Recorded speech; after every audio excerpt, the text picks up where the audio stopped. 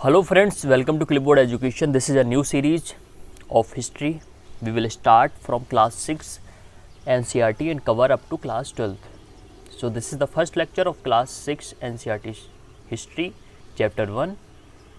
The name of the chapter is what, where, how and when.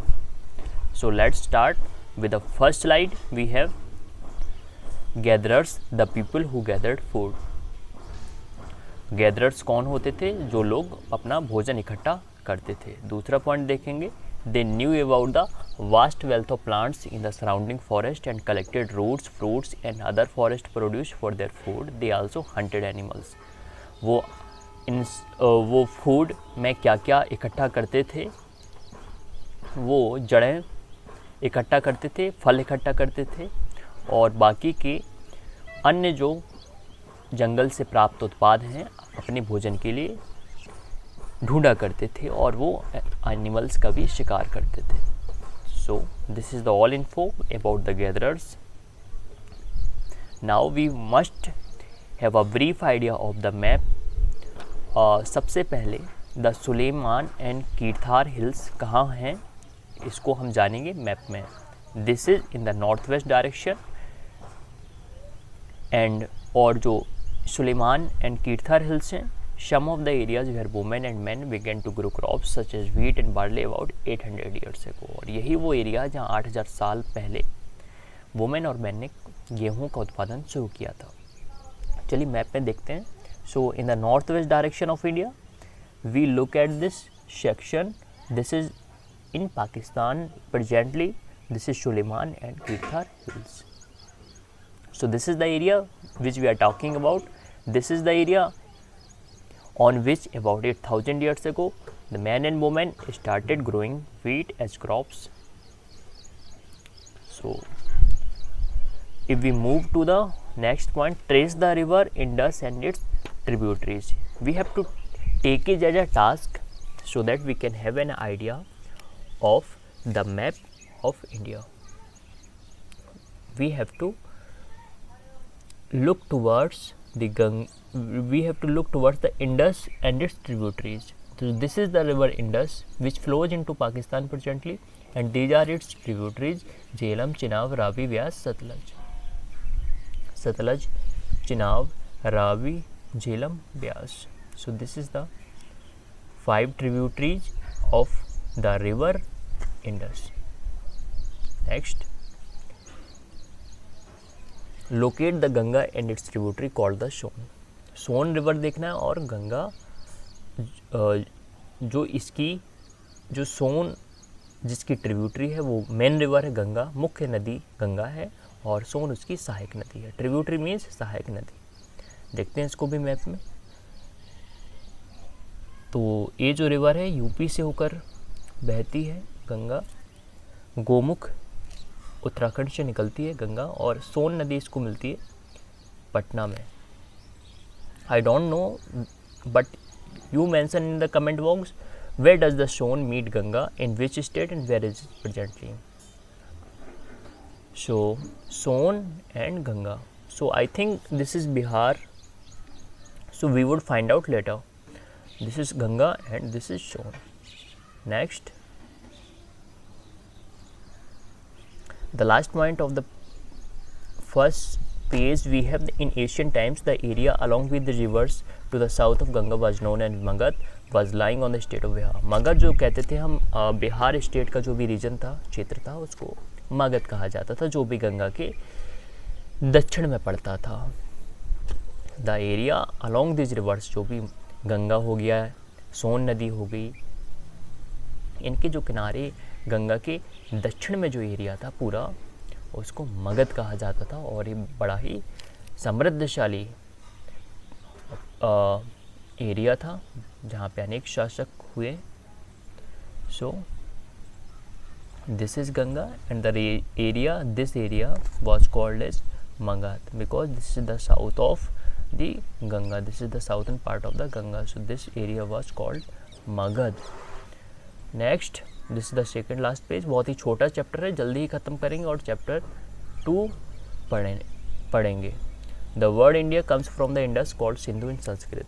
जो India word है वो Indus river से आया है, क्योंकि जो ईरानियन और ग्रीक लोग आते थे उनको सिंधु नदी क्रॉस करनी होती थी। इंडस को संस्कृत में सिंधु कहते हैं। So the Iranians and Greeks who came through the north waste about 2500 years ago way familiar with the Indus. उन्हें इंडस रिवर पता थे, जो भी ईरानियन ग्रीक थे, और वो इसको इंडोस कहते थे, हिंदोस और the Indos. And the land of the east to the river was called India. और जो भी भूमि इस रिवर की ईस्ट में थी उसको इंडिया कहते थे। तो किसने नाम दिया इंडिया? ईरानियंस एंड ग्रीक ने। क्यों कहा? क्योंकि इंडस रिवर पड़ती थी और इंडस को वो लोग हिंदोस कहते थे, एच प्रोनाउंसिएट करते थे। और इसके पूर्व में जो भी इलाका था इसके ईस्ट में रिवर के, तो उसको इंडिया कहा जाता था। सो हमारे देश को एक और नाम दिया गया, भारत, जो कि हमारे ऋग्वेद की बुक्स में लिखा हुआ है। हमारे जो वेद हैं, सबसे प्राचीन वेद ऋग्वेद। तो the name Bharat was used for a group of people who lived in the north west and where mentioned in the Rigveda books that were written long ago. और भारत हमारे देश को नाम दिया गया है ऋग्वेद में। और ऋग्वेद क्या है? These are manuscripts. मैन्यूस्क्रिप्ट होती पांडुलिपियाँ, the documents which are written by hands. So पांडुलिपियाँ है Rigveda because they were written by hand. जो भी चीज़ हाथ से लिखी जाए, if a document is written by hand we can call it manuscript. और जो पांडुलिपियाँ हैं वो हमेशा एक भोजपत्र होता है, पाम लीफ कहते हैं, बर्च एक लीफ होती है जिसपे हम आसानी से लिख सकते हैं स्याही से। तो जो प्राचीन जो डॉक्यूमेंट्स थे, हमारे पास कागज़ तो थे नहीं कुछ लिखने के लिए, तो हम क्या करते थे, हम जो बड़े पेड़ की पत्तियाँ थी जिन पे आसानी से लिखा जा सके, उनमें हम अपने ऋग्वेद जैसे डॉक्यूमेंट्स कंपाइल करते थे। और बर्च कहाँ होता है? हिमालयाज़ में होता है। अब एक बहुत ही इंपॉर्टेंट क्वेश्चन आता है, we must stick it to the mind that जो मैन्यूस्क्रिप्ट थी, जो पांडुलिपियाँ थी, like Rigveda and other Vedic documents, these books dealt with all kind of subjects, religious beliefs, practices, the lives of the king, medicine and science। इसमें ऐसा ही नहीं जो पांडुलिपियाँ थी ऋग्वेद में उनमें केवल धार्मिक चीज़ों के बारे में बताया गया है, उसमें सभी तरह की विज्ञान, चिकित्सा, औषधि, इन सब की भी जानकारी प्रदान की गई है। Besides there were epics, poems, plays, many of these were written in Sanskrit, others were in Prakritic and Tamil. सो जो प्राचीन जो हमारे डॉक्यूमेंट्स थे वो किस भाषा में लिखे जाते थे? तो इम्पोर्टेंट है, याद रखना है, संस्कृत, प्राकृतिक और तमिल। संस्कृत, प्राकृत और तमिल, 3 भाषाओं में लिखे जाते थे। इंस्क्रिप्शंस हैं क्या? जो भी हम किसी हार्ड सरफेस पे कुछ लिखते हैं, पत्थर पे लिख दें, किसी धातु पर लिख दें, so inscriptions are the writings on relatively hard surfaces such as stone और मेटल। जैसे कि जो राजा होते थे वो अपने आदेशों को पत्थरों पर चिनवा देते थे ताकि लोग आसानी से पढ़ सकें और हज़ारों सालों तक उनको कोई नुकसान भी ना हो। मतलब यदि आज भी हम देखते हैं कि जो टीचिंग्स ऑफ बुद्धा हैं वो अलग अलग स्तूपास पे इंस्क्राइब्ड हैं। So sometimes Kings got there orders inscribed so that people could see, read and ओबे them. So next, this is the last slide. इसी के साथ ही चैप्टर 1 ख़त्म हो जाता है हमारा। चलिए जानते हैं। Can you think of the advantages of writing on a hard surface and what could have been the difficulties.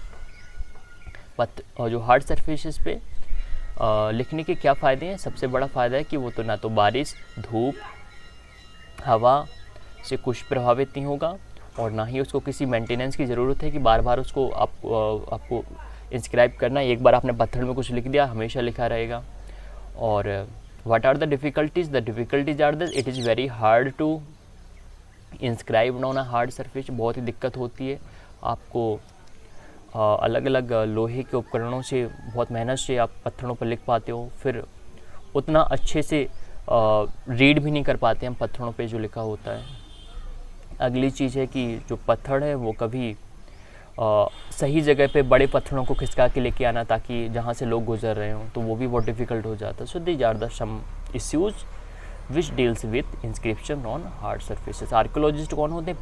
पुरातत्वविद, the persons who deal with past findings, who deal with the history, monuments, objects related to the history. पुरातत्वविद जो इतिहास से संबंधित दस्तावेजों, वस्तुओं और जानकारी से संबंधित हैं, उनके बारे में रिसर्च करते हैं, अन्वेषण करते हैं, ऐसे लोगों को आर्कोलॉजिस्ट कहा जाता है। एक्सकेवेट एक अच्छा वर्ड है। एक्सकेवेट होता है dig under the surface of earth, पृथ्वी के नीचे खोदना एक्सकेवेट होता है। एक्सकेवेशंस क्या होते हैं? माने ऐसे ऑपरेशंस जो पृथ्वी के अंदर से कुछ निकालने के लिए किए जाते हैं आर्कियोलॉजिस्ट के द्वारा। एक्सकेवेट क्या है, फिर से जान लेते हैं, पृथ्वी के अंदर खोदना, ताकि हमें कुछ इतिहास से संबंधित महत्वपूर्ण चीज़ मिल सके। अगला है scholars who study the past often use the word source to refer to the information found from manuscripts, inscription in archaeology. और जो भी विद्वान इतिहास का अध्ययन करते हैं वो स्रोत वर्ड यूज करते हैं। क्या वर्ड यूज करते हैं? स्रोत, सोर्स। जो भी उनको जानकारी चाहे पांडुलिपियों से मिली हो, चाहे शिलालेखों से मिली हो, चाहे उनको पुरातत्व से मिली हो, वो सारी जानकारी जो भी उनका एक स्रोत होता है जानकारी प्राप्त करने का, उसको source as a word use करते हैं। अब एक बहुत सी छोटी सी चीज़ है, 2000 मीन्स 2000 साल after the birth of the Christ. यदि मैं कहूँ 2000 तो इसका माने हमें सीधा समझना है, इसका मीनिंग है कि जीसस क्राइस्ट के, लॉर्ड जीसस क्राइस्ट के जन्म के 2000 साल बाद। All dates before the birth of the Christ are counted backwards. और जितनी भी सारी डेट्स हैं जो लॉर्ड जीसस क्राइस्ट के जन्म के पहले हैं, उनको बैकवर्ड काउंट किया जाता है। Usually have the letter BC, और उनके पहले बिफोर क्राइस्ट एडेड होता है। जैसे मैं कहूँ BC 1920 तो ईसा मसीह के जन्म के 1920 साल पहले। लेकिन जो बाद वाला जो भी डेट होगी उसमें लिखा रहेगा AD एनो डोमिनी या CE कॉमन एरा, क्या क्या लिखा रह सकता है। और जनरली यदि कुछ नहीं लिखा तो आपको बाद वाला ही मानना है कि जीसस के, जैसे 2000 लिखा हुआ है, 2000 लिखा हुआ है, तो हम मानेंगे कि जीसस के 2000 जन्म के 2000 साल बाद। और यदि AD लिखा है तो और अच्छी बात है। AD होता है, इसको कहते हैं एनो डोमिनी, लैटिन वर्ड है, और इसका माने होता है in the year of the Lord. यदि AD लिखा है तब भी जीसस के जन्म के बाद। यदि CE लिखा है तब भी CE को कहते हैं हम कॉमन एरा। कॉमन एरा भी क्या होता है? जीसस के जन्म के बाद। और BCE लिखा है तो बिफोर कॉमन एरा, तो ये जीसस के जन्म के पहले। तो सारी आसान चीज़ें हैं, और इन सारे जो भी एब्रीविएशंस हैं इनको समझना ज़रूरी है, कौन जीसस के जन्म के पहले, कौन जीसस के जन्म के बाद है। तो BCE हो गया जीसस के जन्म के पहले, और BC हो गया बिफोर क्राइस्ट, वो भी जन्म के पहले, और 3 है जीसस के जन्म के बाद। जैसे यदि कुछ नहीं लिखा तो जीसस के जन्म के बाद है, AD लिखा है तो जीसस के जन्म के बाद है, और CE लिखा है तो भी जीसस के जन्म के बाद है। सो लास्ट एक पॉइंट है, अंडरस्टैंड वर्ड वाज इनकरेक्ट। डेसिफरमेंट माने होता है जानकारी, मतलब कुछ चीज़ समझना, और कुछ अंडरस्टैंड वर्ड वाज इनकरेक्ट, जो भी जैसे लिख दिया जाता था, जो भी शिलालेख थे उनमें जानकारी जो लिखी हुई है उसको समझना डेसिफरमेंट होता है। मतलब आप चीज़ें जो कोडेड चीज़ें हैं उनको डेसिफर कर रहे हो। So this is all for the day. Thank you for watching. I hope you like the video. See you again next time.